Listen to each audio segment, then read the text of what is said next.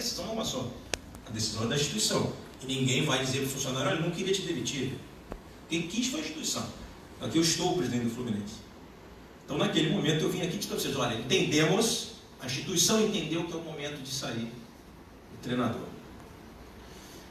Quando houve, agora, uma nova conversa, e o vice-presidente se posicionou no sentido de tirar o treinador atual, de tirar o Marcão do comando do time, eu me posicionei internamente de que nesse momento eu era contrário e que não ia acatar essa decisão.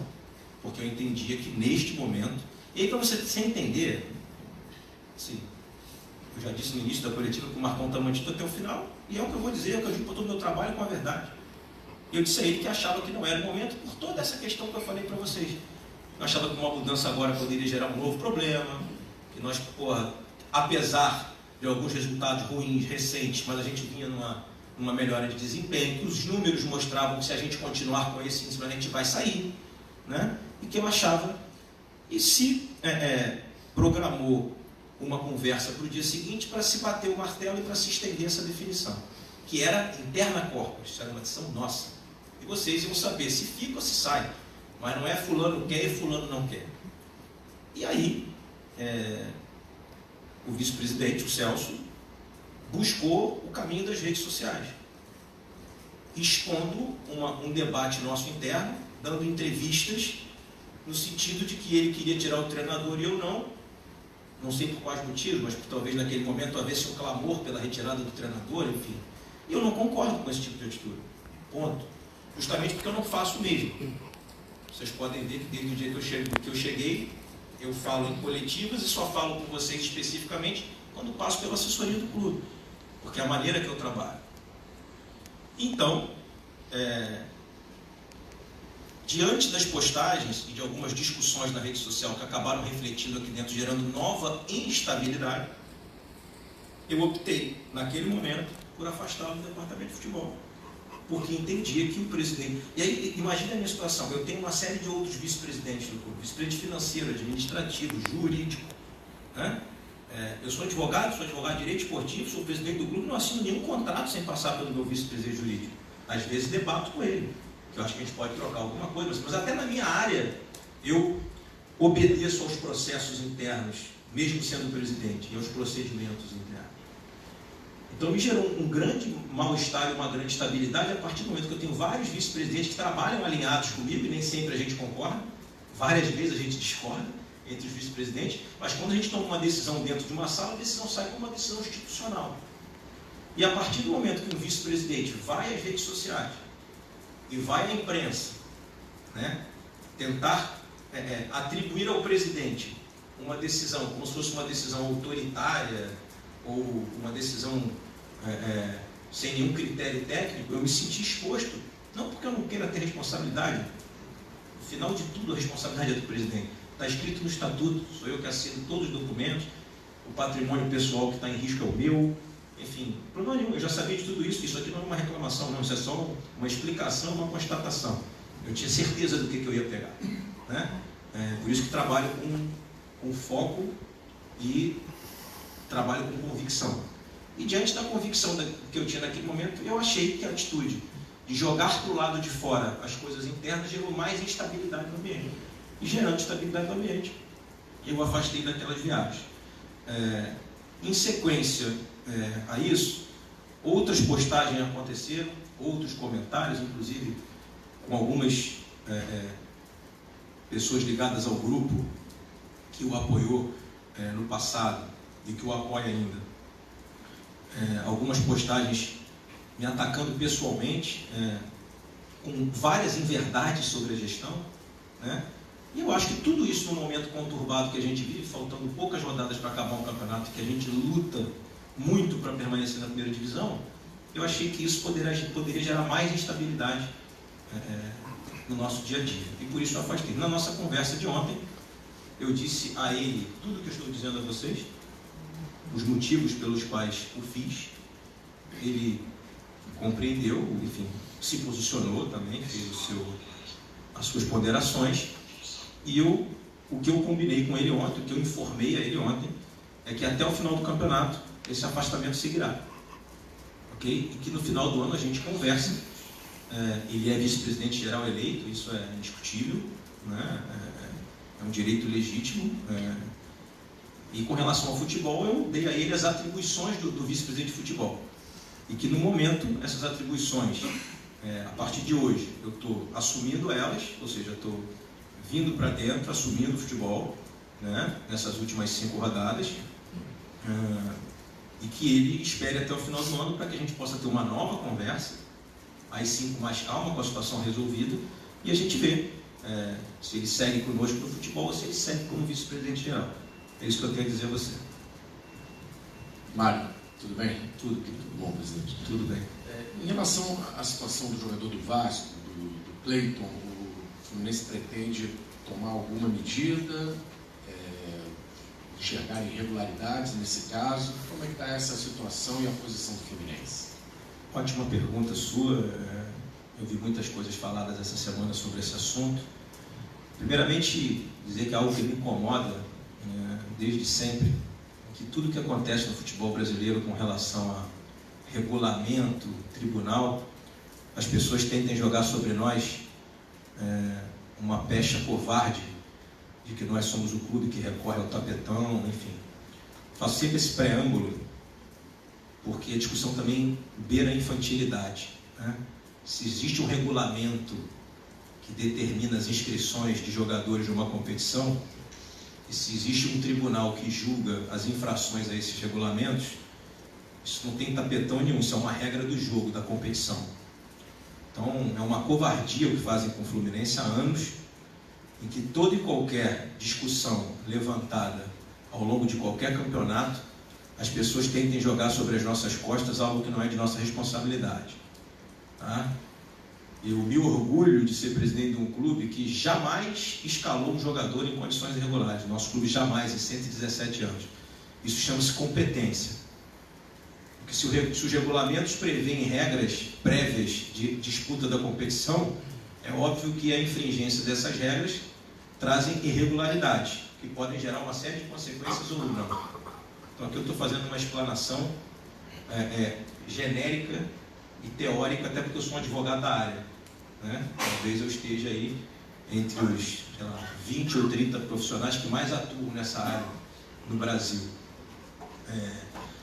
Em 2013, eu vi alguém falando, não sei se foi da própria Fox ou em outro lugar, algum jornalista dizendo assim, em 2013 teve um caso do Criciúma, foi bem semelhante. Faltando mais 5 ou 6 rodadas, eu era advogado fluminense, houve a suspeita de que alguns jogadores do Criciúma, 5 ou 6 titulares. E existem grupos, na época acho que nem tinha grupos de zap, mas de computador, de internet, de advogados que discutem casos esportivos. Naquela época, esses contratos foram levados à discussão, e eu participei dessa discussão técnica, mas 5 ou 6 rodadas antes.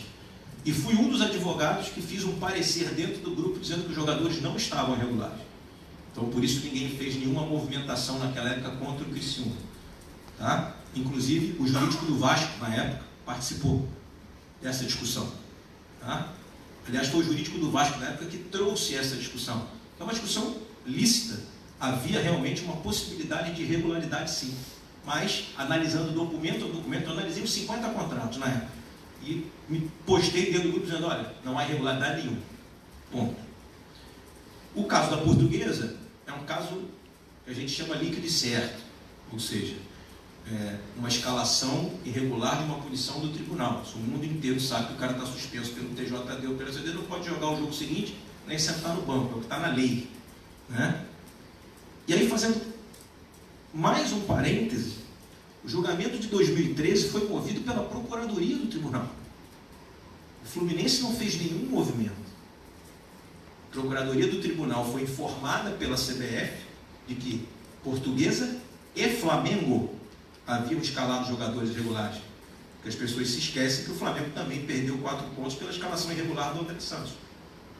Então, até para acabar com essa discussão de vez, o Fluminense não escalou nenhum jogador irregular naquela última rodada. Então, se alguém se salvou naquele momento, não foi o Fluminense, pela questão do tribunal. E o Fluminense, como um clube que conhece os regulamentos e participa das competições, entrou como terceiro. Explicado até aí? Essa notícia já existe. Todos vocês sabem da notícia de que há uma possibilidade ou não de irregularidade. Então, se o procurador do tribunal sabe que existe uma notícia de uma possível infração, ele é o titular da ação, como foi em 2013. É ele que tem que acionar o tribunal dizendo, olha, está se discutindo uma irregularidade aqui ou não. Vamos discutir ou não vamos discutir? E ele tem a prerrogativa de dizer que sim ou que não. Mas que ele diga que sim ou que não. Que ele acha que está regular ou irregular. E ele diz, olha, eu não vou mover o processo porque entendo que está regular. E vou dizer mais a você. Se qualquer outro clube do futebol brasileiro fizer a notícia de infração, ele tem o poder de arquivar. Dizer, olha, eu entendo que não houve irregularidade, não vou levar o processo adiante e não cabe recurso. Mais um motivo para provar a você que o titular da ação é ele. Porque só ele pode levar adiante. Não sei se estou me fazendo entender juridicamente. Então, assim, e aí já se começa a especular de que é um grupo. Não é grupo nenhum. Assim, a notícia é fato público e notório, né? Esses casos de inscrição são muito diferentes, para deixar bem claro a vocês. Esse caso de inscrição de atleta, ele é muito diferente dos casos de escalação irregular por cartão vermelho ou amarelo, por não cumprimento de cartão ou por suspensão do tribunal. Nos últimos anos, aí eu falo como um profissional que atua na área, o STJD tem rejeitado muitos casos de inscrição. Por quê? Porque há muita confusão no momento das inscrições, especialmente este ano, em que a CBF implementou um novo sistema de inscrição. É o primeiro ano em que se limita as inscrições. Enfim, antigamente, até ano passado, era um sistema diferente, né? Então, sempre que o tribunal leva a julgamento algum caso como esse, de problemas de inscrição de atletas, há sempre um cuidado maior, e às vezes até o tribunal não coloca no artigo de perda de pontos, coloca no 191, que é o descumprimento de regulamento, enfim, que a pena apenas com multa pecuniária, ok? Desde que se comprove que o clube realmente errou e não foi induzido a erro. Então, assim, esses casos são completamente diferentes e eu entendo a cautela, mas quem tem que se pronunciar para vocês não são os clubes. Porque se houve um problema de inscrição, houve na CBF. Então, se a CBF não informou o tribunal, nitidamente a CBF entende que não houve uma irregularidade. Não sei se vocês estão de acordo com isso, porque a inscrição é feita lá. Se a CBF não informou o tribunal e o tribunal não está pedindo informações da CBF, os titulares da ação não são os clubes. Mano. Então, essa pergunta deve ser feita ao procurador do tribunal e ao presidente do tribunal.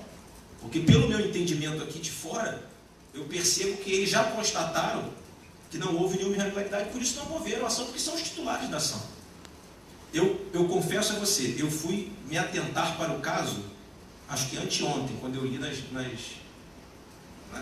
redes sociais, enfim, uma matéria de vocês. Eu realmente não estava atentado para o caso, até porque, como presidente do clube, estou envolvido em outras coisas, não estava discutindo tecnicamente. Pelo pouco que eu ouvi falar de vários colegas juristas e desportivos que emitiram seus pareceres em televisão, no mínimo controverso, mas caminha muito para que o jogador não esteja irregular, tá? Para que o Vasco esteja realmente correto. Então, pelo pouco que eu ouvi outros colegas, eu confesso que não me debrucei sobre a questão, não me debrucei mesmo, justamente porque entendo que o titular da ação é o procurador do tribunal. Ele que tem que dizer para vocês o que ele acha, se ele vai mover a notícia de infração ou não, diante de tudo que ocorreu. Há informações, por exemplo, de que houve consulta do Vasco à CBF, enfim, e se isso realmente ocorreu, o Vasco está ali protegido pela consulta que foi feita, né? Isso tudo são informações que eu não tenho, né? Que, no caso, o Fluminense não tem, o Botafogo não tem, o Cruzeiro não tem. Então, pelo que eu vejo, assim, o próprio tribunal já entende que não há irregularidade, e por isso eu acho que a gente tem que deixar esse assunto a cargo do tribunal. Boa tarde, Mário.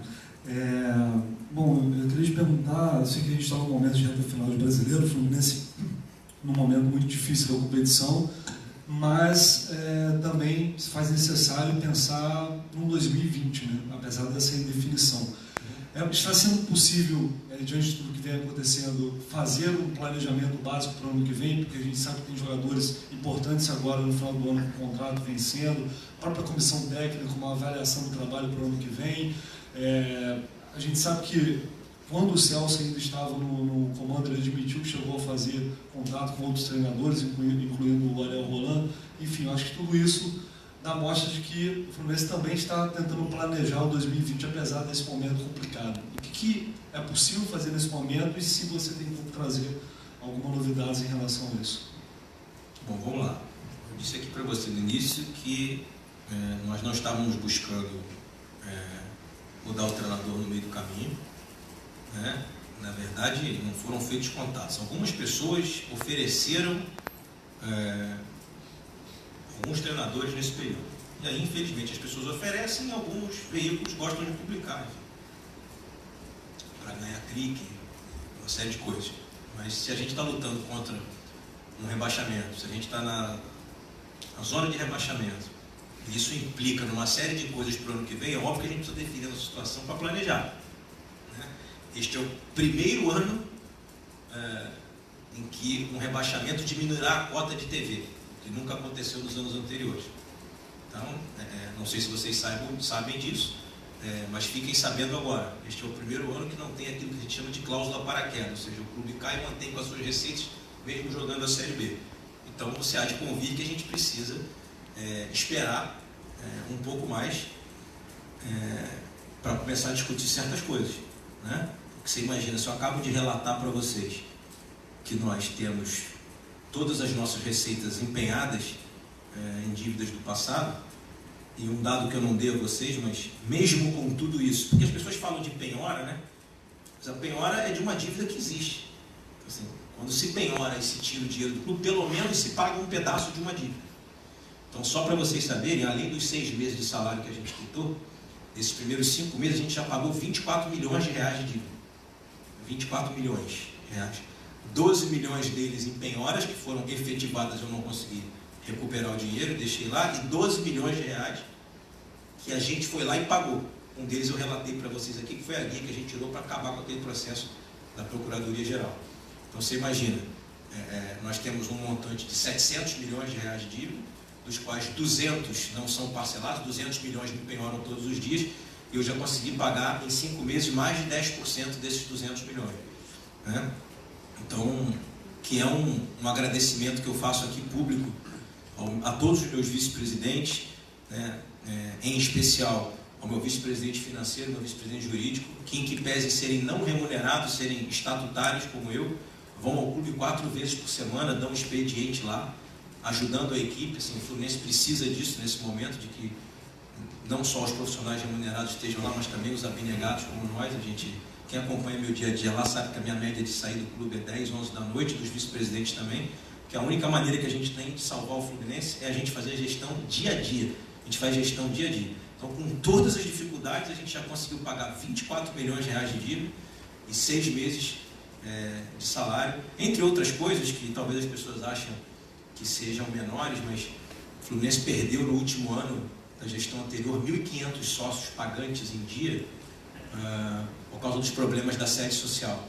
Né? Você imagina um clube que tem uma sede social que não tinha piscina há um ano. Né? Então a gente conseguiu botar novamente para funcionar, enfim, tem vários sócios entrando novamente, tricolores que moram nas redondezas, que frequentam o clube no final de semana, enfim.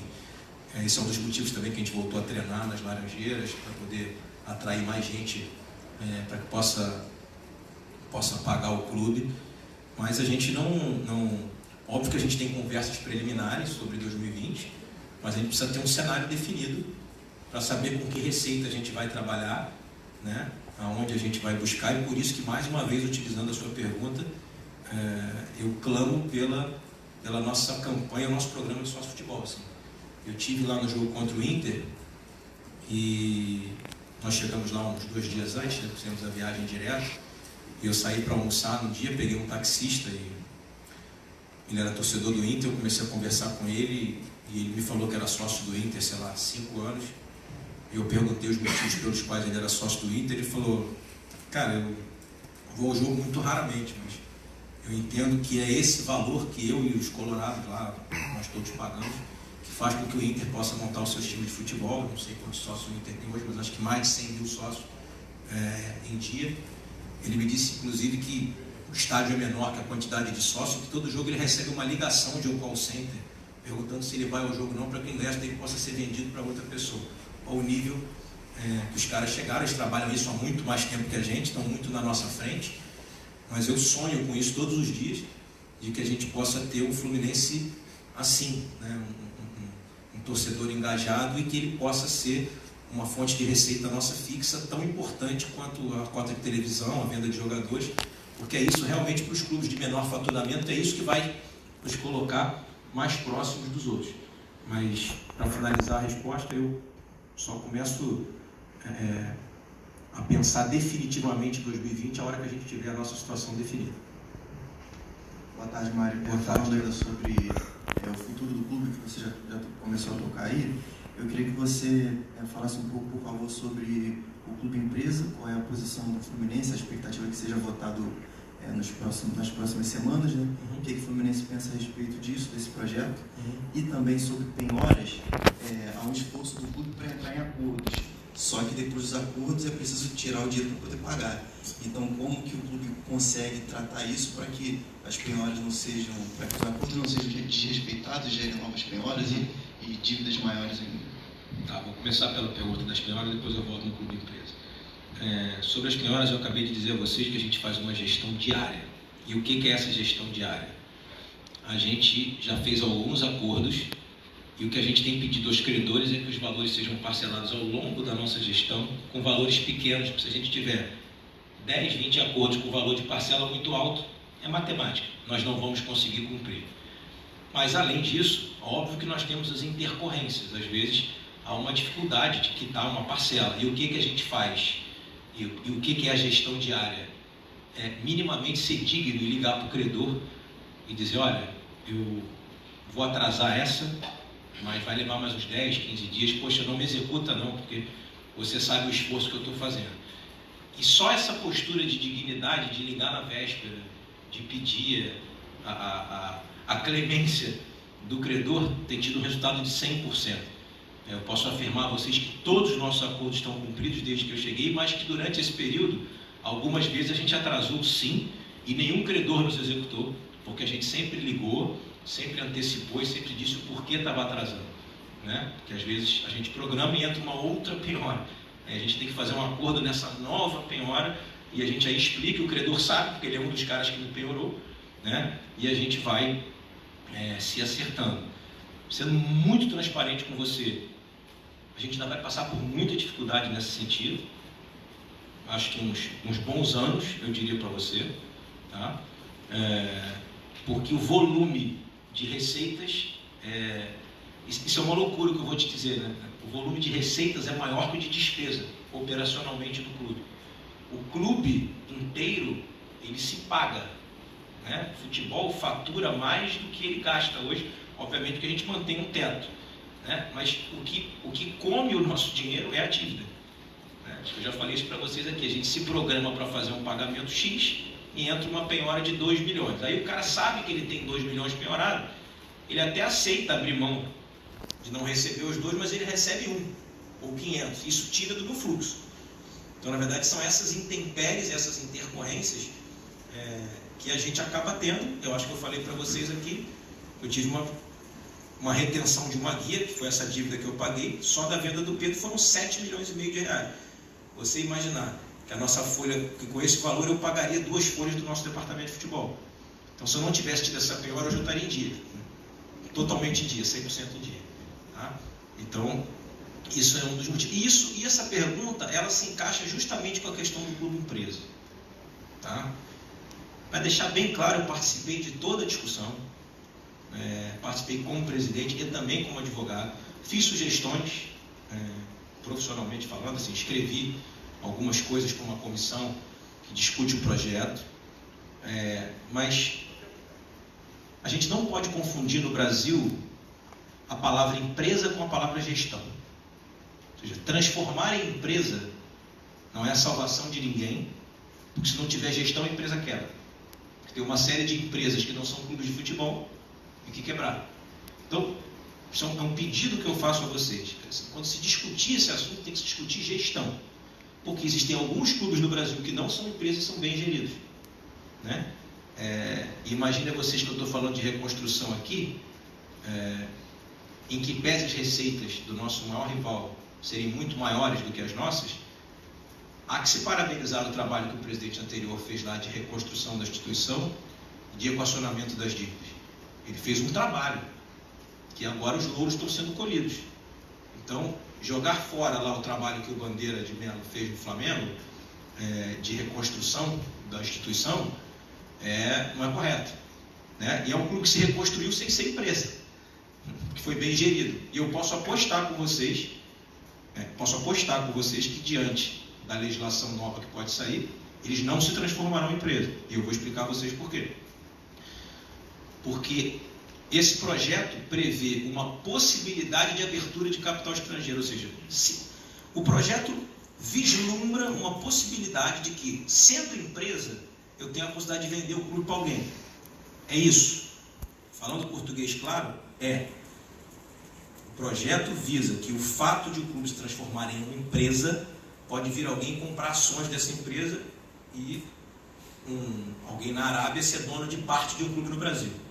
Em compensação, como ele transforma o clube em empresa, ele aumenta a carga tributária de maneira proporcional. Então foram feitos estudos, por exemplo, em que a carga tributária dos clubes vai aumentar em geral de 5% para 15%. Então você imagina, se um clube como o nosso, que tem 700 milhões de dívida, não consegue pagar os impostos em dia, se eu me transformar em empresa amanhã, a minha carga aumentar de 5% para 15%, eu vou ter um aumento de 10% de carga tributária. Se não vier ninguém de fora e botar dinheiro aqui, a gente morre. Sendo muito claro. Isso não significa que o projeto é bom ou ruim. Estou explicando o que é o projeto que eu estudei, que fiz parte. Sou a favor, tem que ir adiante, e estou trabalhando incessantemente para transformar o Fluminense num clube com uma ótima gestão, para que um dia, caso queira se transformar numa empresa, ele esteja preparado para isso. Hoje não tem nenhum preparo. Zero. Se o Fluminense se tornar numa empresa hoje, com a carga tributária que prevê o projeto de lei, o Fluminense morre no dia seguinte. Então, é simples. Não tem discussão de rede social, de pessoas que não têm nenhum conhecimento sobre o que eu estou falando, sobre o que a gente está discutindo aqui, ficam emitindo opinião, enfim, sobre transformar a empresa, pronto, resolveu todos os problemas. Não, é justamente o contrário. Você só pode, e eu desafio a vocês a perguntar se o Flamengo vai se transformar em empresa, se o Bahia vai se transformar em empresa. Eu aposto a vocês que ninguém vai se transformar em empresa sem se preparar, ou mais, que sequer vai se preparar para se transformar numa empresa. Porque sendo bem gerido, sendo gerido como uma empresa, sem ser uma empresa, você gasta muito menos dinheiro. Então, imagina que um clube que pagou 50 milhões de reais de imposto no ano, se ele se transformar em empresa, ele vai pagar 150 milhões de imposto. Com o argumento de que, me transformei em empresa. Porque pode vir um investidor e botar dinheiro aqui de fora. Você ainda passa por uma outra questão, que não sei se vocês viram a manifestação do presidente do Grêmio, ele se manifestou já sobre esse assunto algumas vezes, onde ele disse: nós levamos anos para ter 90 mil sócios torcedores. Ou seja, o Grêmio tem 90 mil sócios torcedores. Como é que eu digo para essas 90 mil pessoas que pagam em dívida e dão uma receita de 70, 80 milhões por ano, que agora eles não têm mais nenhuma relevância e que eu vou entregar na mão de um investidor e que o cara vai vir aqui fazer o projeto, se der certo ele segue, senão ele vai embora. Que é, por exemplo, o caso do Bahia. O Bahia teve um exemplo há 20 anos atrás de se transformar em SA, como Vitória também, e foi mal sucedido. O que eu ouvi de pessoas ligadas ao Bahia é que a conta ficou para nós. Até hoje tem uma ação contra o banco que foi lá e na hora que deu errado tirou o dinheiro. Então assim, o projeto é bom desde que os clubes estejam preparados e queiram se transformar em empresa. Vai passar por conselho deliberativo, uma série de situações. O que eu posso dizer para vocês a nossa gestão hoje trabalha incessantemente para transformar o Fluminense num clube com boa gestão. A gente está implementando governança corporativa, estamos desenvolvendo um comitê de compliance, já contratamos a empresa que está desenvolvendo o portal da transparência, estamos criando regras de gestão internas em todas as áreas, fazemos reuniões periódicas, temos um comitê de gestão, tudo isso nós temos. Então, assim, o meu trabalho, a minha bandeira, o legado que eu quero deixar deixar o Fluminense preparado para, se ele quiser continuar como um clube associativo, ótimo. Se ele quiser se transformar num clube empresa, ótimo, problema nenhum. Mas nós temos que estar preparados para isso. Nós não podemos, única e simplesmente, virar uma chave, até porque, para deixar muito mais claro, ainda não tenho esse poder, né? Eu teria que submeter a todos os sócios do clube, ao conselho, enfim, essa modificação, né? O Fluminense teria que... Mas hoje não tem preparo para isso. Hoje eu posso afirmar a vocês que a gente está muito, muito ainda engatinhando para estar preparado para se transformar em uma empresa. E isso não impede que nós tenhamos investimento. Tem vários clubes associativos no Brasil e no mundo que recebem investimentos de fora sem ser empresa, né? A discussão é simples, acho que eu consegui explicar minimamente para vocês, mas peço encarecidamente que não se saia nenhuma notícia dizendo que eu sou contra o projeto ou contra a modificação, até porque não é obrigatório, ele é facultativo. E eu vou dizer para vocês o que eu acho. Eu acho que os clubes de menor porte do Brasil, os clubes que não têm torcida, enfim, esses vão se transformar em empresa rapidamente, porque vai vir alguém, e aí tem 10 sócios lá, discute, e vai se transformar. Se é um clube que não tiver dívida e for administrado por uma empresa, ok, aí são esses clubes que mudam de nome, enfim, eu acho que esses vão se transformar rapidamente.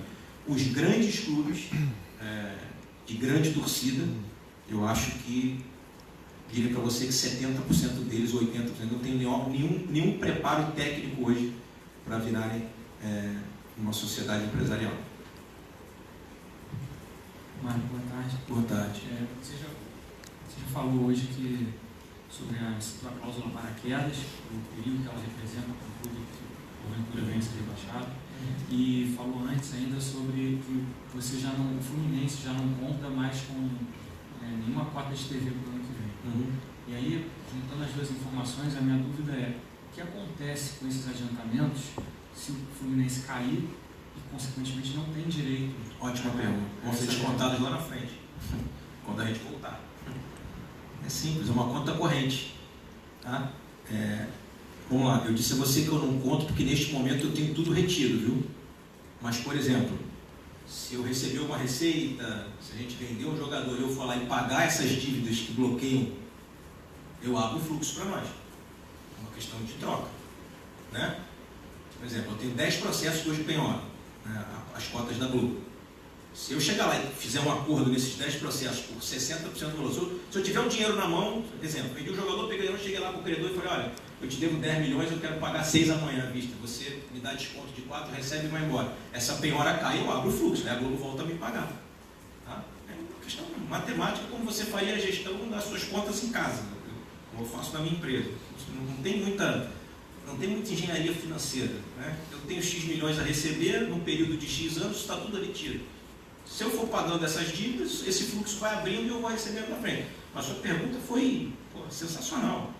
E aí, se reduzir, aí é pior, que eu me comprometo mais ainda, porque existem variáveis, por exemplo, como não sei se você sabe, o pay-per-view. Aí certamente, o que vai acontecer? Eu vou perder a minha cota de pay-per-view, que é variável. Porque aí vai dizer: olha, exemplo, vamos supor que a gente esteja ano que vem numa situação ruim com menos cota, né?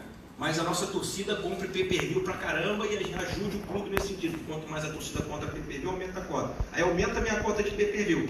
A conta corrente vai fazer uma conta. Você tem menos do fixo, mas eu vou tirar do pay-per-view. Eu vou perder uma outra receita. Entende? É essa situação que a gente vive. Só para você entender. Olá, Mário, boa tarde.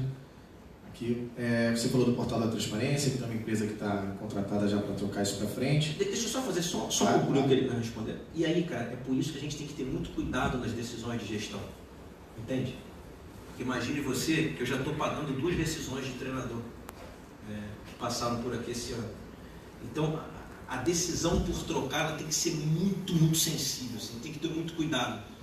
Porque senão, daqui a 3 anos, ou 6 anos, ou sei lá quantos anos eu saio daqui, e aí vocês vão estar sentados com outro presidente e ele vai estar dizendo assim para você: sabe o que está me penhorando as contas? Vocês vão dizer o quê? Aqueles 3 treinadores, 4 lá que passaram em 2019, que não pagaram. Entende? Então, assim, é óbvio que não existe nada mais importante aqui do que a bola entrar no gol. Não existe nada mais importante do que vencer os jogos no clube de futebol. Nada é mais importante do que isso. Mas a decisão não pode ser única e simplesmente com o fígado e olhando o resultado do jogo, entende? Assim, eu recebo análise de desempenho de todos os jogos nossos, voltando na primeira pergunta dele lá. Assim, eu recebo todas elas do GPS, de tudo, eu recebo, levo para casa, leio, tem relatórios. Assim, a gente vem desempenhando dentro do campo, assim, com mais desarmes, mais passes certos, mais posse de bola, mais finalização a gol. Enfim, o resto que pode é o treinador entrar lá e meter o gol de cabeça, mas assim, a gente vem fazendo, a gente vem acompanhando o trabalho, né? E aí a decisão ela não pode ser uma decisão sem critério. Assim. Perdeu 3 jogos, tira. Ganhou 3 jogos, ele é o máximo. Ela não pode ser assim. Ela tem que ser sólida, porque além de tudo eu tenho um quesito financeiro, né? Que quem paga a conta é a instituição, né? No final das contas, né, o dinheiro não sai do meu bolso para pagar, sai do bolso da instituição. Então, assim, até nisso a gente tem que tomar cuidado, né? Para a gente não transformar uma nova bola de neve dentro da bola de neve que já existe, fazer uma bola de neve nossa, né? É isso. Desculpa, Pedro. Perdão. Não, tranquilo. Obrigado pelo esclarecimento, inclusive. O Portal da Transparência vinha falando que uma empresa já está sendo contratada para fazê-lo. A preocupação também de muitos torcedores que querem se associar, aonde vai o dinheiro, isso é uma pergunta recorrente que a gente recebe. E também o lançamento do back-office, também no balanço do clube também. Como é que você está lidando com isso? O compliance já está em cima.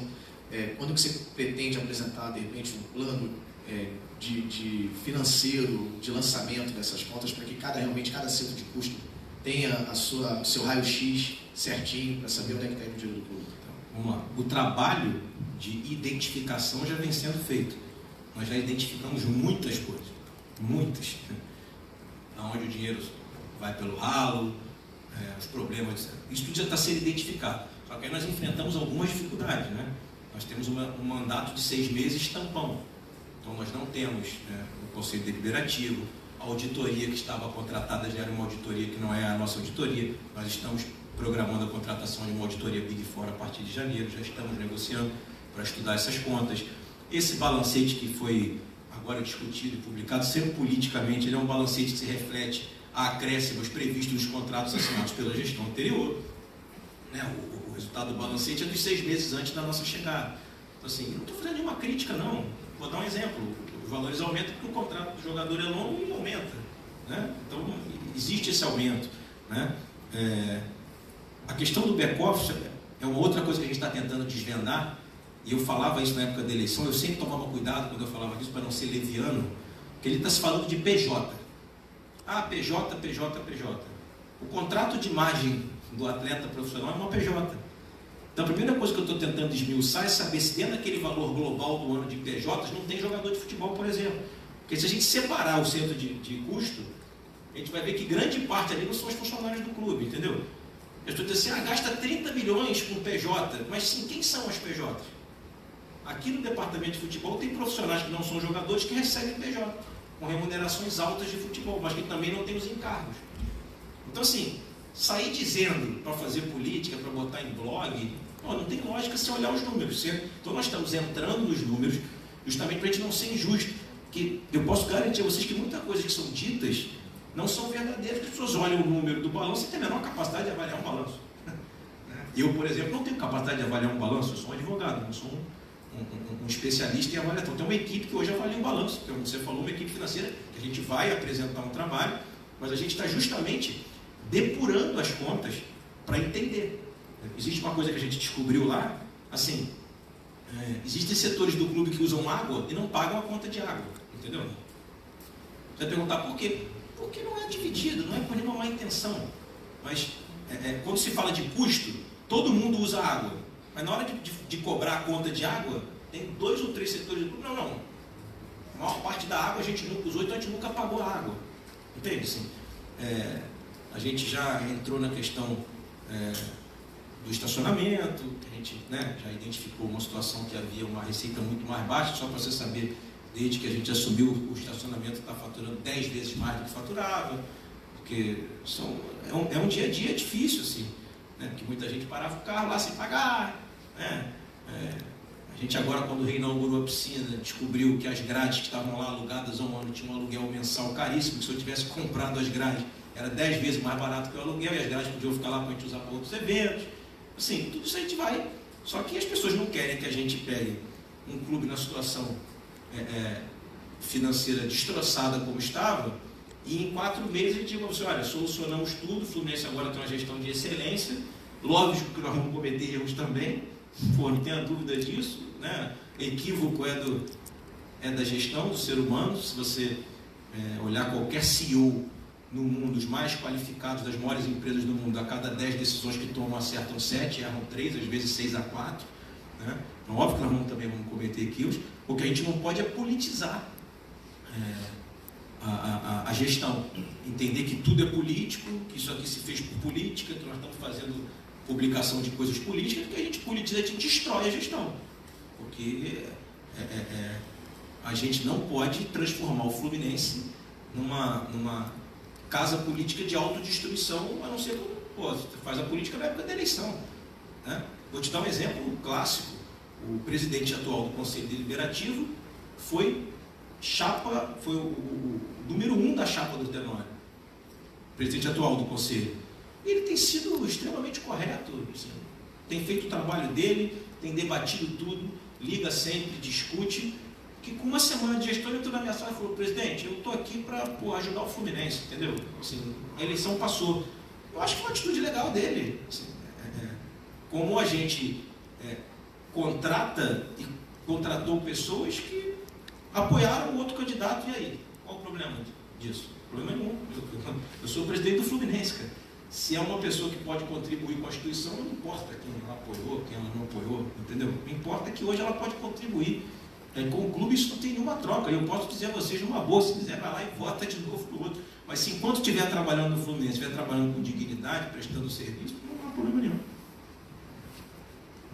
Fala, Caio. Bom dia, presidente. Tudo bem? Boa tarde. Boa tarde. Né? Eu queria perguntar sobre uma coisa que é recorrente, pergunta para a gente, acho que para todos os jornalistas que estão na cobertura, que é um assunto que sempre que volta é muito questionado, que é a reforma de Laranjeiras. Teve uma reunião. Ótimo. Teve a reunião na outra semana, vocês definiram uma nova comissão. Inclusive, queria que você falasse também dos nomes que foram definidos nessa comissão, para esclarecimento, e queria saber quais são os próximos passos que essas 2 comissões que vão se juntar numa só, imagino, elas vão tomar nos próximos meses. Imagino que não seja uma coisa que se decida rápido. Assim, outra coisa que eu ia perguntar, você falou assim sobre a história do clube, falou que até o final do ano o Celso não está mais ligado ao futebol. Você pretende recriar a vice-presidência de futebol em algum momento? Isso aí eu vou discutir na frente, lá no final da recriação. Vamos lá. Projeto Laranjeiras, e você fez uma outra. Tá. Como eu tenho mostrado para vocês, a gente trabalha com muita responsabilidade. O projeto de revitalização do estádio é um projeto de um grupo, tá? De alguns sócios do Fluminense, de alguns tricolores, que foi desenvolvido ainda na gestão anterior. Tá? Esse projeto foi apresentado ao presidente Abad na época, e o Fluminense assinou um termo de cooperação. Tá? Para vocês entenderem, existe um projeto, e já para deixar bem claro, podem haver outros projetos de revitalização, pode um outro grupo defender um outro projeto, e esse acordo de cooperação era para que o grupo soubesse se o Fluminense apoiaria o projeto. Apoiaria em que sentido? A instituição dizendo que concorda que eles desenvolvam o projeto de revitalização, ok? Até aí? Na época, o Abad também montou uma comissão interna do clube para cooperar com o projeto. O que é cooperar com o projeto? Olha, entregar as plantas do estádio, falar sobre a questão de ingresso, ou seja, quanto é que custaria o ingresso caso a gente revitalizasse o estádio, enfim, fez uma comissão lá, né, de cooperação. E por que o grupo precisava desse apoio do clube? Porque o projeto é um projeto que não prevê o uso de recursos do Fluminense, e sim recursos de doação e recursos externos. Então, para que possa receber essas doações, é importante para que o doador entenda: o Fluminense está de acordo, caso o projeto seja viável, de revitalizar Laranjeiras? Se o Fluminense estiver de acordo, quem quer doar entende que o Fluminense está de acordo. Se o Fluminense não estiver de acordo, vou doar para quê? Se é a própria instituição. Então foi feito esse termo de cooperação. Quando a gente venceu a eleição, o grupo que tem o projeto me procurou e perguntou o que eu achava de uma possível revitalização do estádio. E eu disse a eles o que escrevi no meu Instagram várias vezes na campanha.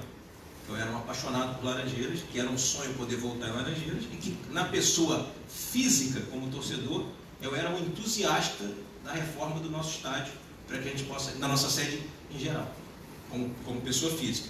E como presidente do clube, eu iria avaliar se o Fluminense tem condições realmente no momento de desenvolver um projeto nesse sentido. Eles fizeram uma primeira reunião comigo e me mostraram tecnicamente de que o projeto realmente não prevê nenhum desembolso do Fluminense, seriam parceiros externos, né? Imagine vocês, se depois de relatar toda a dificuldade financeira que eu estou relatando para vocês, que a gente tem dificuldade de pagar salário, se eu poderia, por exemplo, tirar 100 milhões do caixa para reconstruir um estádio neste momento, eu não conseguiria. Foi o que eu disse a eles, eu trabalho com responsabilidade. Eles me convenceram de que não, só que a gente precisa do seu aval, como presidente do clube, para que o projeto seja um projeto também do Fluminense, para que os investidores possam, olha, se a gente botar o dinheiro do Fluminense está de acordo, e eu disse para eles que ok. E aí eu segui o modelo da gestão anterior. Eu falei que eu gostaria de montar uma comissão interna do Fluminense, com pessoas nossas, porque eles são sócios e conselheiros, mas não estão no dia a dia da gestão, para que a gente pudesse refazer o nosso termo de cooperação e essa comissão pudesse ajudá-los no projeto. Então eu escolhi algumas pessoas de dentro do clube, que são não remuneradas, e a comissão também não tem remuneração, uma comissão de cooperação. Então, por exemplo, eu botei hoje o Douglas, que é quem cuida de arenas. Por quê? Porque no projeto já existe a discussão de quantos lugares teriam e quanto custaria o ticket médio, por exemplo, de um ingresso. Então ele é um cara que lida no dia a dia, sabe mais ou menos essa logística de questão de ingressos. Eu mantive o Marcelo Lutherbach, que já estava na gestão anterior, que é um cara que conhece bem o projeto do estádio, enfim, entende bastante dessa questão de name right, de marca, que é uma discussão que tem no projeto. Ou seja, se a gente revitalizar, alguém vai comprar os direitos, né, para botar suas marcas lá e revitalizar o estádio. Aí botei o Marcelo Lutherbach. Botei um advogado interno do clube, que tem que redigir os termos de cooperação, os termos de doação, enfim. Então botei um profissional que já é do Fluminense para atuar, né? Não estou me lembrando todo mundo de cabeça, talvez você tenha aí. A grande polêmica do dia foi do seu pai. Não, sim, vou chegar lá, porque os outros eu não me lembro. Meu pai eu me lembro. Mas é porque tudo no Fluminense é politizado, rapaz. O meu pai é um grande tricolor, um homem de quase 70 anos de idade, um engenheiro civil, aposentado, que mora em João Pessoa e que me fez ser tricolor e disse para mim que o dia que eu fosse presidente do Fluminense, ele ia se dedicar ao Fluminense o tempo que eu quisesse, sem ganhar um centavo, para poder ajudar a reconstruir o clube. Como ele já esteve aqui no CT 2 vezes, subiu comigo com 70 anos de idade até o último andar para olhar a obra. Então, assim, e meu pai é um engenheiro civil que participou de algumas reformas de estádio, de reconstruções de estádios no Brasil, e que no final da carreira se especializou em restauração de patrimônio histórico. Participou da reforma do Teatro Municipal, do Museu da Quinta, do Palácio de Cristal em Petrópolis, uma série de obras que fez, e vem de 3 em 3 meses ao Rio de Janeiro, ver os filhos e ver os netos. E perguntou-se todas as vezes que ele vier ao Rio de Janeiro se ele tem alguma forma de ajudar o Fluminense. Eu falei, vou te nomear numa comissão de revitalização do estádio, que é uma matéria que você entende. E aí ele vai ter a primeira reunião com o grupo, enfim. Tem nada diferente disso. Da mesma maneira que eu me dedico ao Fluminense hoje como presidente sem receber R$1, mas essa é a mesma história. Então ele semana que vem ele tem uma reunião agendada com o administrador do clube, ele vai andar pelas Laranjeiras, vai lá ver o ginásio, vai ver as obras de contenção, vai a Xerém ver a obra de contenção, porque é meu pai, porque é tricolor, porque é um cara da minha confiança, é um tricolor apaixonado que quer ajudar o Fluminense. Imagina, está aposentado e pode contribuir de alguma forma. Vai vir aqui de 3 em 3 meses, mas o que eu quero é que ele possa opinar, e obviamente que foi debatido isso com o grupo que tem o projeto. Eu falei, eu gostaria de botar uma pessoa que é meu pai, que eu gostaria que ele participasse disso, que ele pudesse ter a honradez de participar de uma comissão de cooperação com a revitalização do nosso estádio. Eu acho que seria uma honra para ele, um orgulho para ele, como um torcedor apaixonado do Fluminense. Os caras acharam ótimo, concordaram, o Sérgio Pós, enfim, todo mundo lá que faz parte da comissão, e a gente nomeou ele, enfim, junto com o Leonardo Salata, que é um diretor social nosso, que também cuida, é um cara que entende de questão de arquitetura, enfim, tudo para a gente poder ir ajudando a instituição. Como eu falei para vocês no início, de quem que a gente vai precisar nesse momento de dificuldade? De pessoas que queiram sair da sua casa para ajudar o Fluminense e pagarem o táxi do seu bolso, o almoço do seu bolso, irem lá, ficar até 11 horas da noite e ajudar a instituição a se reconstruir. Como fazem alguns apoiadores meus de campanha, que vão todos os dias ao clube, todos os dias, e não recebem um centavo desde o dia que chegaram, que é o que o Fluminense precisa. Assim, é isso, não tem... Eu, sinceramente, não vi... Você está dizendo que viu polêmica. Eu não vi polêmica, não, assim, não vi nenhum comentário. Você talvez tenha visto algum comentário, certamente maldoso, mal intencionado, né? Mas é uma comissão que não tem remuneração, uma comissão de cooperação, de único simplesmente usar a expertise de um velho tricolor engenheiro aposentado que mora na Paraíba e quer de alguma forma ajudar o seu clube, enfim, e o clube que o seu filho preside, mas... E não é nem cargo, viu? Só para você saber. Não tem cargo nenhum. Comissão de cooperação que, caso qualquer de vocês queiram fazer parte, desde que possam trazer algum tipo de conhecimento da matéria, a comissão está aberta. Não necessariamente é uma comissão fechada. Ela pode ter 20 pessoas, 30, 2.000. Se algum torcedor quiser fazer parte da comissão, quiser mandar um e-mail para o bebê e dizer, olha, eu tenho uma expertise em arenas, faz parte da comissão. Uma comissão de tricolores, como os caras que estão fazendo o projeto também são uma comissão de tricolores que estão arrecadando doações para reconstruir o estádio, entendeu? Está todo mundo na paixão ali. E você vê que eu sou um cara extremamente transparente, não politizo. Um dos líderes do grupo é também um adversário meu político de sempre. Nunca estivemos juntos, mas se ele tem um projeto que é bom para o Fluminense, por que eu não vou recebê-lo na minha sala e montar uma comissão para cooperar com o projeto dele, né? O Fluminense é maior que nós todos, então não tem essa discussão. Os próximos passos, a partir de agora, da comissão. Então, a gente tem uma reunião marcada para dia 27 ou 28, para já começar, porque na verdade agora o pessoal vai apresentar o projeto para a comissão, vai apresentar o projeto mesmo, né? Apresentar os slides, qual é a projeção do tamanho do estádio, qual seria o custo do estádio, enfim, não sei se você sabe, mas o Sérgio Costa também é engenheiro, enfim, então vai ter um engenheiro de cá, um engenheiro de lá. A próxima reunião é para avançar, talvez, em discutir algumas coisas técnicas do projeto. O arquiteto que fez o projeto,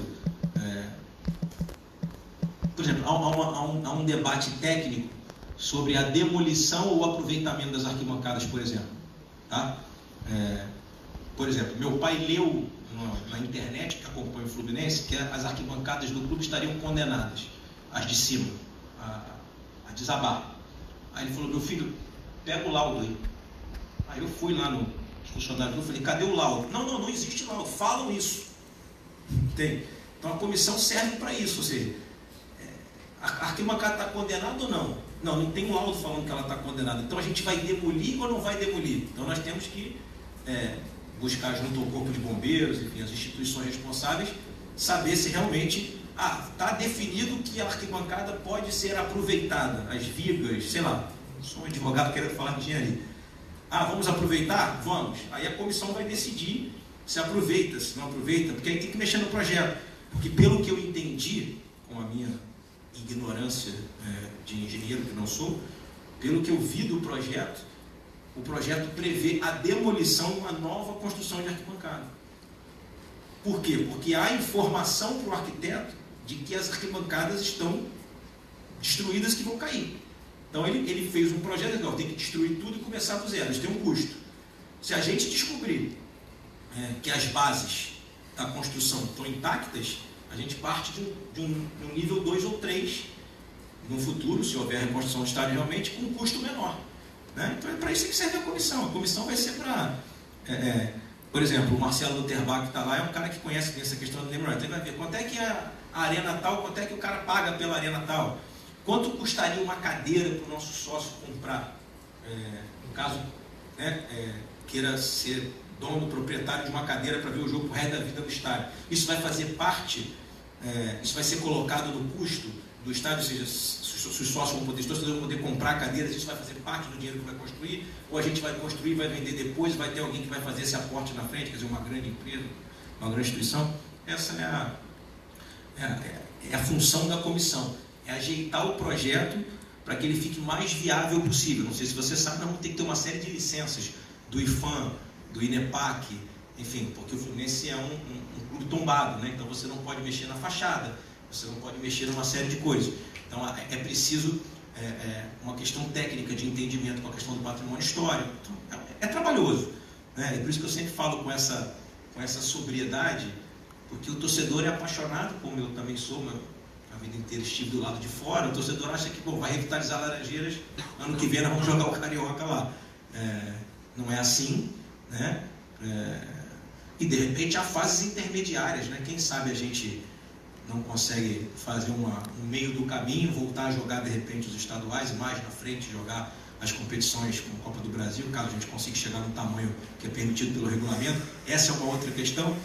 Por que eu botei um advogado interno? Porque é uma questão de regulamento, né? Existem questões de limitação de capacidade de estádio, né? Para o estadual, para o brasileiro, para a Copa do Brasil. Então tudo isso está sendo inserido no projeto. Ou seja, a comissão está municiando os donos do projeto com informações importantes para que eles possam construir algo realmente sólido e viável, né? Para que o Fluminense possa se reconstruir, enfim, reconstruir seu estádio. Que Mário? Fala, Paulo, tudo bem? Tudo bom? Tudo ótimo. Queria que você falasse a respeito dos jogadores, alguns jogadores que estão com contrato para terminar, os principais dele, o Caio Henrique, o Alan, que o Celso Barros, quando estava na função futebol, disse que já tinha iniciado uma conversa, e a situação do Johnny, e para fechar também a situação do Daniel. E uma outra pergunta é você atualizar como é que está a situação do Chamorim. Na última vez que você deu uma entrevista aqui, você falou que foi surpreendido com uma dívida que o Fluminense teria que talvez pagar, se houve alguma atualização nesse sentido. Vamos lá. Alan, Caio, Daniel e Ione, isso? Vamos lá. Alan e Caio, a situação é semelhante. 2 jogadores emprestados ao clube por clubes de fora do Brasil. Não há opção de compra, não há opção de renovação de empréstimo, não há nada disso. E há uma conversa já com os representantes do atleta. Eu lá em São Paulo, por exemplo, conversei com o representante do Alan também, de a gente tentar o reempréstimo desses jogadores para o ano que vem, né? O que eu posso te dizer é que vai depender muito, assim, é um sentimento, isso não é uma não estou te afirmando isso porque eu não tenho nenhum dado, mas é um sentimento de que se não chegar nenhuma proposta de compra para os atletas junto aos seus clubes, que eles fiquem conosco. Isso é o sentimento que eu tenho, porque ambos já manifestaram o desejo de permanecer no Fluminense, tá? Assim, os dois gostam muito daqui, gostam muito da casa, se sentem gratos ao clube e aos nossos torcedores por terem recuperado o seu futebol aqui. Então isso é muito legal, até no mundo de hoje eles têm essa gratidão, tá? Ou até um jogador que você não citou, mas que eu também estou caminhando no mesmo sentido de que permaneça aqui, que é o Nino. A gente já teve uma conversa também lá em São Paulo com os representantes, também é um jogador que gostaria muito de seguir aqui. O Nino já é uma situação um pouco mais diferente, porque a gente tem uma opção de compra junto ao Criciúma, que foi deixada no contrato quando a gente chegou aqui, uma opção, um valor significativo. A gente vai iniciar uma negociação com o Criciúma para tentar exercer essa opção. Então a tendência é que, se não houver uma compra, a gente permaneça com os jogadores aqui, do Caio e do Alan. O Daniel foi feita uma proposta, inicialmente ele achou a proposta interessante, ela segue em avaliação, e a gente tem conversado com o representante, e acho que nos 15 dias a gente vai ter uma posição definitiva, se ele segue conosco ou não. O Ione, rapaz, eu queria dizer uma coisa a vocês. Esse jogador é um jogador que carrega um profissionalismo assim, muito legal. É um cara que tem um contrato encerrando, que há uma série de especulações sobre ele, mas ele é um jogador que se dedica tanto quanto os outros e tem demonstrado para mim um profissionalismo. Assim, ele é um jogador de poucas palavras, às vezes assim, não, mas falando do ser humano, né? Mais fechado, assim, mas muito sério, assim, joga pelo amor da profissão e se dedica, como todos os outros nossos estão se dedicando aqui. E ele é sempre muito transparente conosco, né? Vocês devem ter visto que houve uma manifestação com relação à questão do Benfica. O Benfica mandou uma carta para nós, também de maneira muito correta, em que pese não precisar. Eu sempre gosto de enaltecer essas coisas. O O Benfica não tinha a menor obrigação de mandar uma carta para nós, porque ele já está em possibilidade de assinar um pré-contrato, mas mesmo assim, o Benfica mandou uma carta dizendo que estava iniciando uma conversa, enfim, e imediatamente eu mostrei a carta aí, porque eu trabalho assim, sem ficar plantando, fui lá e falei, ó, cara, recebi essa carta aqui, é verdade? Ele falou, me ligaram, estou conversando, mas não assinei nada ainda. Então, assim, eu disse a ele que se de alguma maneira houver possibilidade da gente seguir com ele aqui, óbvio que financeiramente eu não vou conseguir concorrer, né? E não me falou a proposta, e é um direito dele, óbvio, né? Constitucional, de não me dizer, mas ele falou, presidente, eu estou aberto e gosto do Fluminense, enfim, então não diria você que tem 100% de definição dele estar fora daqui no ano que vem. Ainda mais porque, como eu disse no início a você, eu admiro bastante o fato de que ele joga como se tivesse contrato por mais 5 anos. Isso é muito louvável. Assim, né? Você fez uma outra pergunta? A situação do Chamorim. Do Chamorim.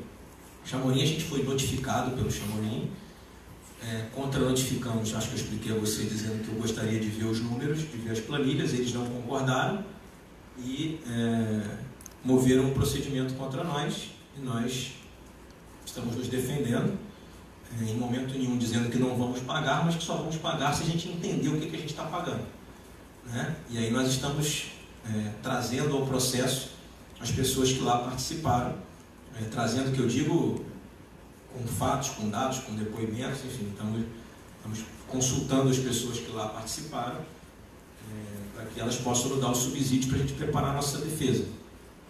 Mas tivemos que gastar o dinheiro pelas custas, né? Porque para recorrer lá no Tribunal Internacional custa dinheiro. Então, já tivemos mais um gasto com isso, não foi um gasto exorbitante, mas para um clube que passa por dificuldade foi alto, mas a gente tem que se defender, porque eu não me conformei com a forma que eles cobraram o Fluminense. Boa tarde, presidente. Boa tarde, Vinícius. Tudo bem? Tudo. Recentemente foi publicado o balancete, né, do clube, e isso gerou uma série de comentários, não só de blogueiros, jornalistas, mas de até executivos especializados no mercado. Um deles, Alexandre Rangel, que é um dos sócios da Ernest Young, que inclusive prestou consultoria no início da gestão anterior, a sua, lá no Fluminense. Ele analisou, ele publicou na rede social, emitiu uma opinião sobre a situação financeira do Fluminense. Ele falou que apenas política de austeridade não vai mais resolver o problema do Fluminense. Que o Fluminense necessita de um capital externo. O senhor falou sobre o clube empresa, até detalhou todos os critérios, falou a parte técnica, que pelo menos a curto prazo o Fluminense não está preparado, assim como 70% a 80% dos clubes brasileiros. Ele falou que o Fluminense precisa de um capital externo, um fundo de investimento ou qual outra solução, considerando que o Fluminense no ano que vem tem mais de 300 milhões de reais em dívidas, né, que devem ser pagas. O senhor também falou das receitas de televisão que já estão todas penhoradas. Acredito que parte desses 300 milhões aí estejam inseridas nessas penhoras, né? Como que vai solucionar isso, considerando ainda que, além dos 300 milhões de reais de dívidas, o Fluminense tem que fazer futebol, tem que pagar as despesas do social e dos esportes olímpicos? Como que a sua equipe financeira, no caso, está se preparando para encarar esse 2020? Bom, vamos lá. Eu não conheço o Alexandre Rangel, respeito o trabalho e a opinião dele, mas primeiro ele tem que dizer de quanto o Fluminense precisa do capital externo, de que forma esse dinheiro vai vir. Porque se o Fluminense receber um aporte externo, tendo que pagar juros altos de mercado, vai ficar devendo ao fundo do capital externo. E vai ter outra dívida. Assim, mágica não existe. Assim, é muito simples você olhar um documento e dizer o óbvio. Se vier alguém aqui botar 400 milhões amanhã, resolve. Lógico. Mas pode ser interno também. O capital pode ser interna. Por isso que eu digo a você, a gente tem uma receita de sócio futebol hoje desse tamanho. Se a gente aumentar a nossa receita para 10 milhões por mês, a gente passa a ter 120 milhões de reais por ano a mais do que a gente tem hoje, e o capital é interno. Então assim, que o Fluminense precisa de um aporte de capital é óbvio. Todo mundo que está em dificuldade financeira precisa de um aporte de capital. Qual é o custo desse aporte de capital? Porque as pessoas fazem essa leitura como se alguém fosse botar 400, 300 ou 200 milhões de reais no Fluminense de graça. Não, eu botei aí, pô, ó, capital externo. Não, o capital externo, ele prevê alguma garantia.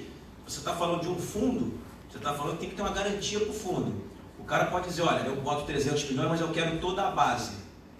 Aí eu vou devolver a pergunta para você. Você concorda que a gente entregue, por exemplo, a venda de todos os jogadores da base para um fundo só em troca de 300 milhões? Não estou te colocando em situação ruim, não. Estou pedindo para você, como um grande tricolor, que é pensar. Aí é uma questão que passa por uma discussão grandiosa.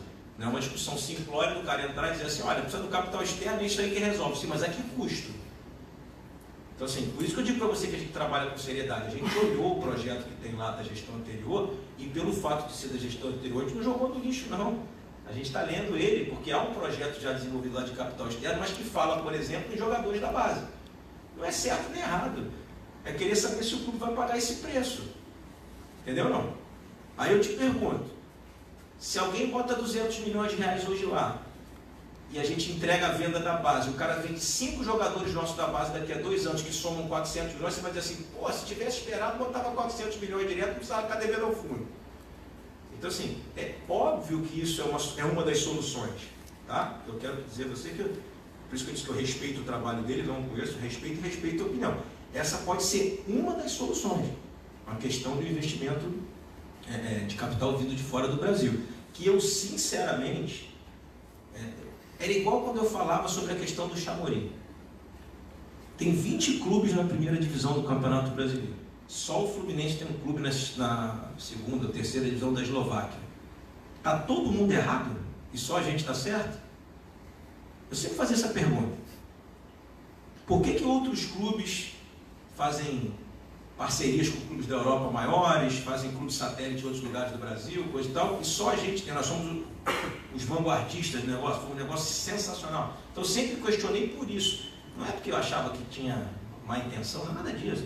Meu questionamento é, tem 20 equipes igual a mim, quer dizer, disputa a primeira divisão do Campeonato Brasileiro, ninguém tem esse troço, só a gente. Ou a gente é genial, ou a gente está andando na contramão de todo mundo. Então assim, sobre a questão da salvação financeira do clube, ela passa por uma série de questões. E aí, é uma questão de visão, de entendimento. Não é muito melhor a gente primeiro organizar para depois ir buscar o investimento, do que buscar o investimento totalmente desorganizado? Porque assim, quanto mais desorganizado você está, mais você está no desespero pelo dinheiro, e a taxa de juros fica mais alta. O cara sabe que eu estou morrendo. Então assim, a nossa ideia da nossa equipe financeira, nós temos uma equipe muito qualificada, que a gente trouxe, a gente faz reuniões periódicas, semanais, sobre a questão financeira do clube, porque tem duas questões, tem questões de emergência e questões de planejamento. As questões de emergência, a gente trata, pagar salário, pagar o dia a dia. E as questões de planejamento é isso que você está falando, a gente já discute isso aí há algum tempo, inclusive. Mas a gente só vai definir um norte, um caminho, e nenhuma possibilidade estará excluída nunca, desde que a gente entenda o seguinte, a hora que a gente for para esse caminho, o Fluminense está preparado para esse caminho. E aí, óbvio que eu vou discutir, viu, Vinícius? Discutir, que eu digo, com o meu conselho deliberativo, com o meu conselho diretor, porque eu não posso tomar uma decisão dessa monocraticamente, dizer, entrega tudo, dá xerém, entende o que eu estou dizendo? Eu não me sentiria confortável, né? Então é isso, assim, sobre a questão dos números, eu prefiro não entrar em polêmica, porque como eu disse aqui no início, os números estão sendo esmiuçados por nós. Não estou dizendo que o balanço tenha sido também feito de forma proposital, não é isso. Mas, só para você ter uma ideia, nós já estamos discutindo, por exemplo, o nosso método de orçamento. A minha equipe, a tendência é que a gente faça orçamento a partir de 2020 um real. Orçamento real. Não orçamento com gordura. E se precisar no meio do caminho reorganizar, a gente senta, chama o conselho e reorganiza. Por quê? Porque esse orçamento que não é real, ele faz com que o clube navegue com o dinheiro que ele acha que vai ter. E a gente não pode navegar com o dinheiro que a gente acha que a gente vai ter, tem que navegar com o dinheiro que a gente tem. Então, por exemplo, a gente vai, obviamente, fazer um balanço a partir do ano que vem diferente do que é esse. Porque a gente vai ter a divisão de centros de resultado que a gente hoje não tem, e tem muita coisa na conta de um e de outro que não é a conta de um e de outro. E aí entra uma questão do que o Pedro falou, que as pessoas cobram, transparência, cobramento. O torcedor já tem acesso aonde o dinheiro vai, porque o clube publica o balanço uma vez por ano. Normalmente tem que comprar o jornal lá no dia e ler. O portal da transparência é que você possa ter acesso a essas informações mensalmente, ou seja, você possa ver a progressão do clube nesse dia a dia, porque a lei já me obriga a publicar os números do clube, está lá escrito. O que a gente tem dúvida é se o que está lá escrito é realmente o real, ou tem números ali que estão equivocados, entende? Não discutindo aqui boa fé ou má fé, discutindo questões técnicas. É isso. Deixa eu só...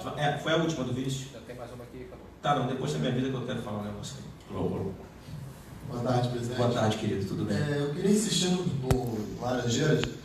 A gente sabe que não tem como ter jogo, mas teve treino aberto para a torcida e foi um sucesso. Sim. O torcedor sempre pergunta quando terá o próximo. Queria saber se ainda tem condições nesse ano, a gente ainda tem Palmeiras e Fortaleza, se em algum desses dois jogos pode ter algum treino aberto para a torcida.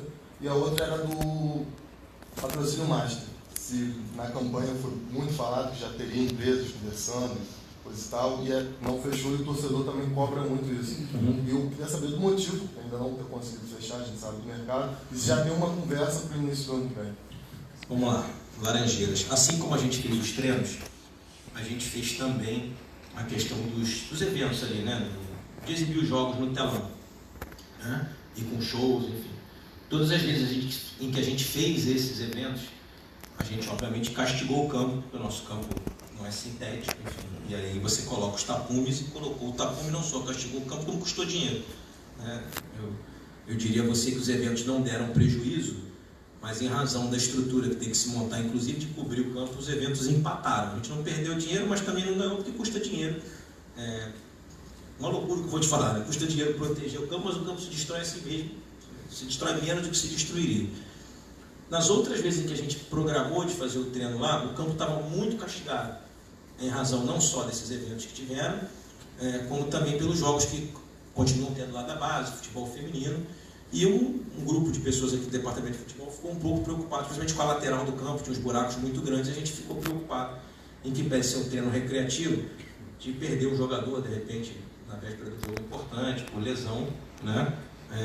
Estamos discutindo agora sim, para essa reta final, da gente fazer mais um treino antes desses dois jogos, mas vai depender um pouco de agenda nossa, que eu posso garantir para você que a partir do ano que vem a gente vai ter isso como rotina, mas vamos ter que equacionar a questão dos eventos do campo com a questão dos treinos. O grande problema é que a gente agora está com uma logística um pouco complicada. A gente volta terça-feira de Alagoas e já joga quinta no Maracanã, né? E não sei se você sabe também, imagina, Laranjeiras não tem mais nenhuma estrutura ali interna para receber o time profissional. Então, naquele treino que nós fizemos, nós levamos tudo. Todas as marcas de fisioterapia tivemos que botar num caminhão, enfim, a gente teve que deslocar o departamento de futebol lá para Laranjeiras, a comida, as frutas, o café da manhã, todos os profissionais, o material inteiro, Coban, Gatorade, assim. O Fluminense saiu daqui, foi para lá e voltou. Então, há toda uma sobrecarga. Então a gente tem que escolher datas específicas, se possível sempre tentar um final de semana, porque para nós a logística é melhor do que sair durante a semana com tudo, mas os treinos vão seguir, é uma coisa que a gente tem vontade de seguir. Qual é a tua... sobre o patrocínio. Sobre o patrocínio Master, eu também já falei aqui, vou repetir. Na campanha nós fomos procurados por duas grandes empresas que tinham interesse, mas acredito eu que em razão das verbas de marketing serem decididas no ano anterior, e como a gente estava já no meio de um ano, essas empresas acabaram entendendo que os valores naquele momento eles não teriam como fazer sem uma aprovação dos seus conselhos, enfim. O que é importante o torcedor entender, eu já falei isso várias vezes aqui, o patrocínio Master hoje no Brasil, ele é uma receita importante, mas ele é mais um posicionamento de marca, e eu não posso aceitar ter um patrocínio Master muito mais barato do que ele vale, porque eu estou desvalorizando a camisa do Fluminense. Eu olhei o vídeo outro dia do jogo que a gente ganhou do Grêmio de 5-4, nós não tínhamos nada na camisa, jogamos camisa branca durante esse campeonato. Então, nós chegamos em novembro com um patrocínio no omoplata, com um patrocínio na barra lateral, com um patrocínio nas costas, com um patrocínio na barra frontal. Nós conseguimos, não tendo o patrocínio master, conseguir outros patrocinadores diversos na camisa que somados equivalem ao que o master pagaria. É o que a gente tem hoje. Isso não inviabiliza o fato de ter um patrocínio master para 2020, que é uma coisa que a gente vai seguir buscando. O que eu não posso é reduzir a minha pedida e o meu valor a ponto de que quem está nas outras propriedades vá se sentir prejudicado porque está pagando o valor real daquelas propriedades. É isso. Tá? A empresa que conversou com a gente durante a eleição, que foi em junho, deixou as portas abertas para reiniciar a conversa em dezembro, tá? E me deu exatamente esse argumento: olha, não foi aprovado um montante desse para os últimos meses do ano. Eu até, só para você saber, fiz uma contraproposta, dizendo, ó, pega desde agora de setembro, já faz até dezembro do ano que vem, e aí eu dou um desconto nesses primeiros 3 meses para você estar comigo no ano que vem, só que não foi aprovado internamente. E nós já iniciamos outras conversas. Mas o que são iniciar a conversa? As pessoas procuram, perguntam quanto custa, a gente manda o valor, manda as propriedades, discute quais seriam as contrapartidas do patrocinador e eles levam para aprovação.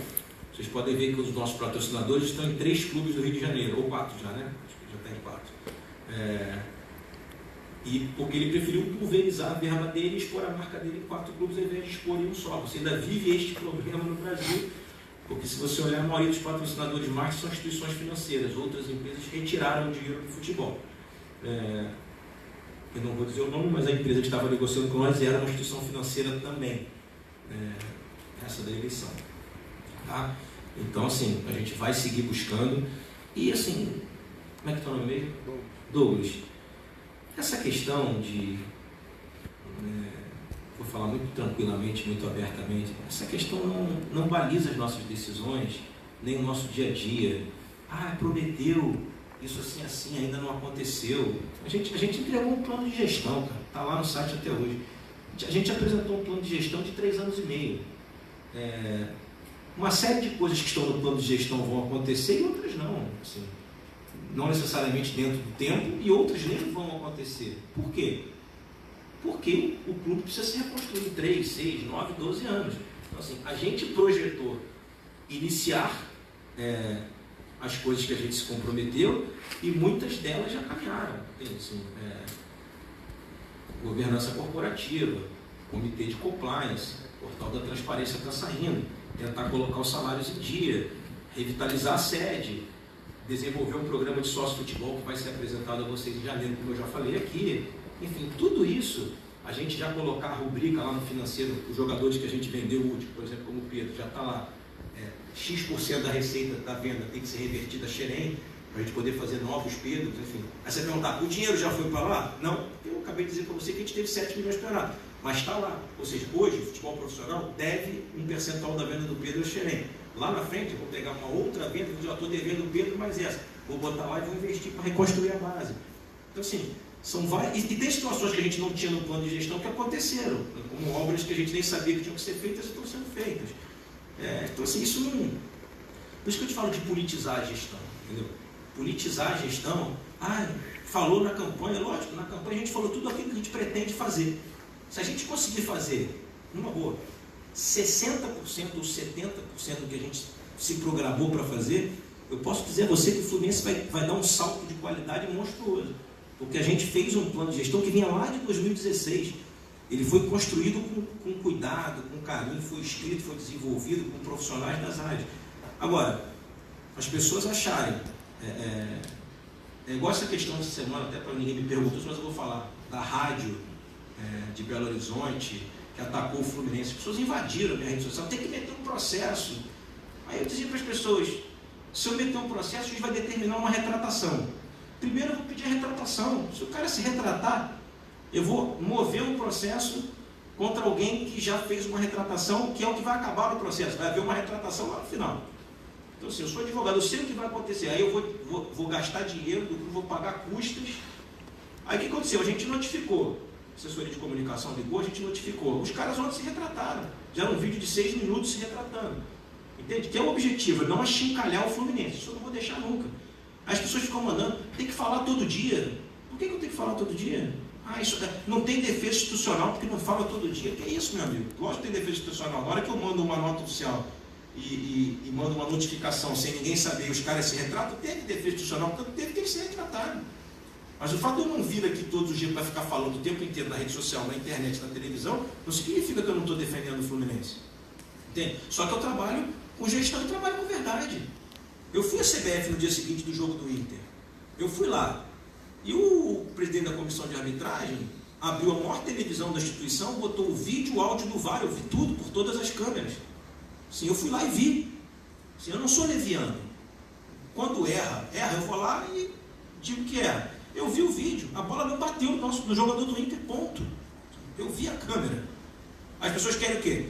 Que eu, para justificar um resultado ruim, aí você começa a entrar na questão dos conceitos das instituições no Brasil. É querer jogar a responsabilidade para o outro. Não, nós perdemos o jogo. Naquele momento no estádio, eu entrei no vestiário com a certeza absoluta que nós fomos prejudicados. Certeza absoluta. Mandei um WhatsApp ali para o presidente da comissão de arbitragem, dizendo, amanhã eu estou aí 10 horas da manhã porque eu quero ver. Ok, fui lá, eu vou à CBF toda semana. Mas eu preciso ficar alardeando para os outros, tirando foto na rede social, falando, estou aqui na CBF. Eu vou lá toda semana eu vou à CBF. E fui lá, ele me botou todo o áudio do árbitro conversando com o VAR. E eu saí de lá convencido, porque vi todas as câmeras do VAR, que a televisão não mostra. Tanto é verdade que no dia seguinte, o Salvo Espínola viu de novo, porque ele teve acesso às câmeras do VAR e viu que a bola não bateu. E eu sou um cara correto, eu sou um cara justo. Se tivesse batido, eu ia manter a minha posição de que a gente estava sendo prejudicado. Mas naquele caso ali a gente não foi. E é assim que você reconstrói a instituição com seriedade.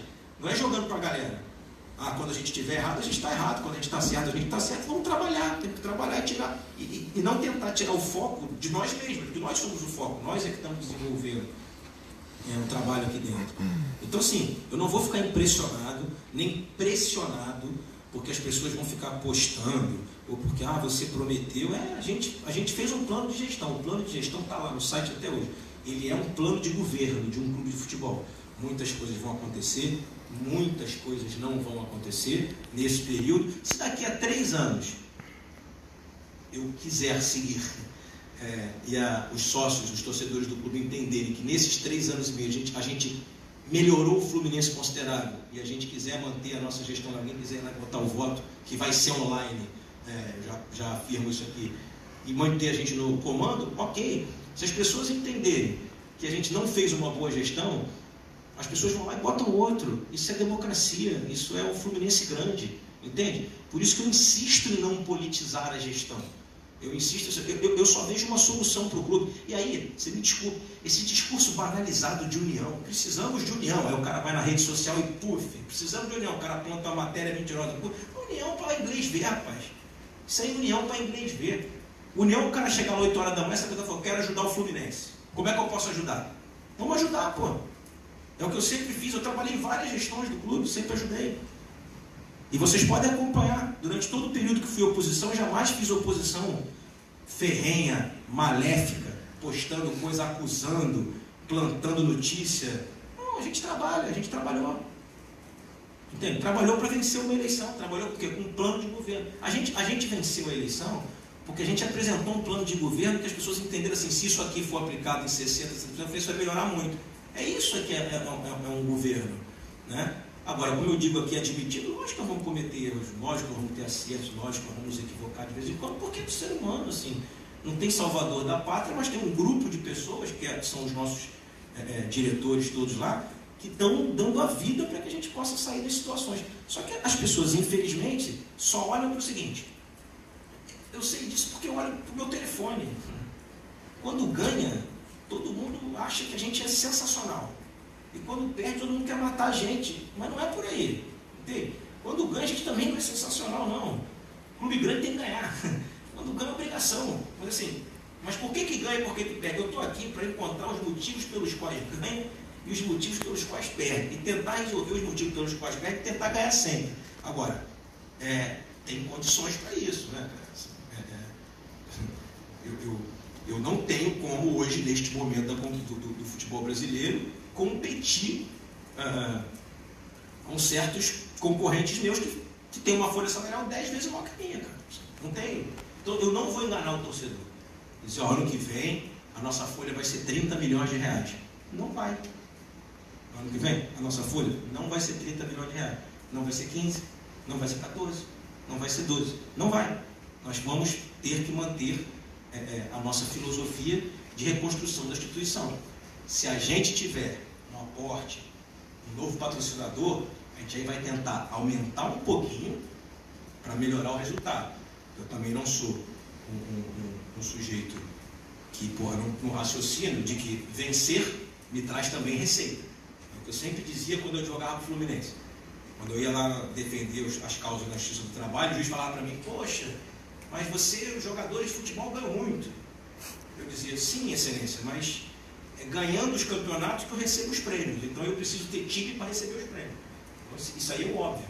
Mas eu preciso ter um time, porque você há de convir que se a gente tiver, mesmo quando a gente teve times muito qualificados ao longo da nossa história, muitas vezes a gente não teve o resultado. Você concorda? Porque o futebol é um esporte. E aí há uma série de outras coisas. Há a chuva, que na hora do jogo, há um jogo fora, um jogo em casa, há um jogador que se machuca no primeiro tempo.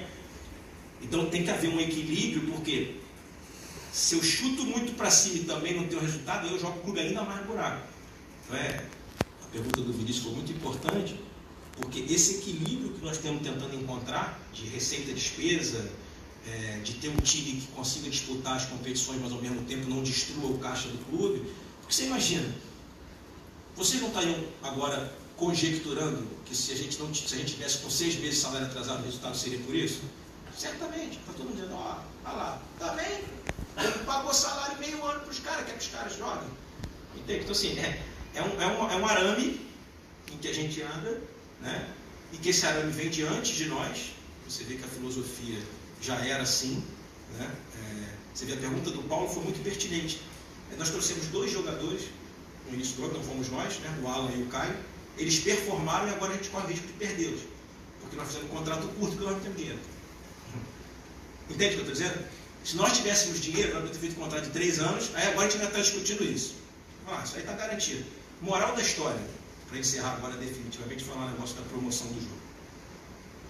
Se a gente perder 10 jogadores, a gente vai ter que fazer um novo elenco. Eu vou ter que reconstruir um time. E aí eu já te antecipo, eu vou ter que reconstruir o time como a gente fez esse ano. Eu digo o Fluminense, porque nós não estávamos aqui quando o time foi feito, mas o Fluminense, o Fluminense. Nós vamos ter que reconstruir um time como? Por favor, aí, você, meu co-irmão, tem algum jogador para me emprestar, porque eu não tenho dinheiro para comprar? Aí eu vou pegar um jogador emprestado daqui, vou pegar um jogador emprestado dali, vou pegar um daqui. Aí o jogador do clube de lá vai dizer, contrato de 1 ano, com opção de compra. Porque se o jogador dele for bem, não quer deixar o cara aqui outro ano. Ou eu pago, ou ele volta para lá para jogar lá. Então, o que vai acontecer é isso. Entendeu? Agora, suponhamos que daqui a 2 anos, ou daqui a 1 ano, daqui a 6 meses, a gente tem um faturamento de 10 milhões de sócio futebol. Aí eu já posso pegar 3 milhões e comprar um jogador. Por isso é que eu luto pela questão do sócio futebol. Por isso que eu luto. E por isso que a gente está desenvolvendo um baita projeto para lançar em janeiro. É porque eu preciso disso. O Fluminense precisa disso. Porque aí, nenhum patrocínio master hoje vai pagar mais do que no Brasil 8, 10 milhões por ano. Divide por 12 e faz a conta. Se a gente tiver 5 milhões de reais de sócio futebol por mês, o Grêmio e o Inter tem muito mais do que isso. Eu estou falando para você que é 5, 6 vezes mais que o patrocínio master. Eu estou falando de planos de R$35, R$50, enfim. Aí o que eu leio, às vezes, assim, como tricolor desde que nascia, que era sócio desde garoto, as coisas que eu leio que eu não acredito. Só vou ser sócio na hora que tiver um time maravilhoso, amigo. Aí você não quer reconstruir a instituição. Aí você quer moleza. Você não quer ajudar a ter um time maravilhoso, mas a gente começar a construir de hoje, entende? É isso, assim, é o que vai fazer a diferença para nós. Aí eu posso fazer o seguinte, eu posso me planejar para o ano anterior e falar assim, a cada mês eu vou tirar 2 milhões de reais desses 8 do sócio futebol, eu vou ter 24 milhões em dezembro. Aí quando eu tiver 24 milhões, eu vou ao mercado, vou comprar 3 jogadores de ponta. Eu tenho 24 milhões no caixa. Aí eu vou lá e posso. Aí eu posso fazer um contrato maior, eu posso ter um baita do empréstimo, posso exercer uma opção de compra. Imagina, é justamente a questão do Nino. Eu tenho um empréstimo com opção de compra. Se você perguntar hoje, tenho dinheiro à vista para pagar? Não. Se eu tivesse esse dinheiro do sócio futebol, agora eu tirava lá do caixa do sócio futebol, ia lá e comprava um ídolo, não precisava nem comunicar. Mas eu vou ter que ligar, vou ter que conversar, vou ter que negociar, porque as condições que eu peguei são condições difíceis de Fluminense cumprir hoje. Então, é esse o raciocínio. Agora, ficar... Ah, mas você falou na campanha que tinha vontade de repatriar um ídolo. Tem, e nós vamos repatriar na gestão, posso te afirmar. Agora, quando eu digo que eu vou repatriar o ídolo, eu não disse na campanha, eu vou repatriar um ídolo ganhando um dinheiro que o Fluminense não pode pagar. Se nós estamos falando de um ídolo, de um cara que quer voltar para casa, ele vai ter que entender a nossa realidade. Se ele entender a nossa realidade, ele vai. Eu estou fazendo todo o esforço para que isso aconteça. Agora, tem que entender a nossa realidade, porque o ídolo não vai jogar sozinho. Tem mais 35 caras que eu tenho que pagar. Então, é tudo isso. Isso não tem nada a ver com, prometeu. Ninguém falou que a gente ia virar o maior clube do mundo, o maior time do mundo, em 3 meses. Entende? Eu sempre repito aqui. Nós temos que reconstruir o Fluminense com austeridade, com dignidade, com respeito às regras, às instituições, e a gente poder reconstruir o clube dessa maneira. Se não for desse jeito, vai sair o Mário Bittencourt, vai vir outro, e vai vir mais outro, e o Fluminense vai continuar enxugando gelo.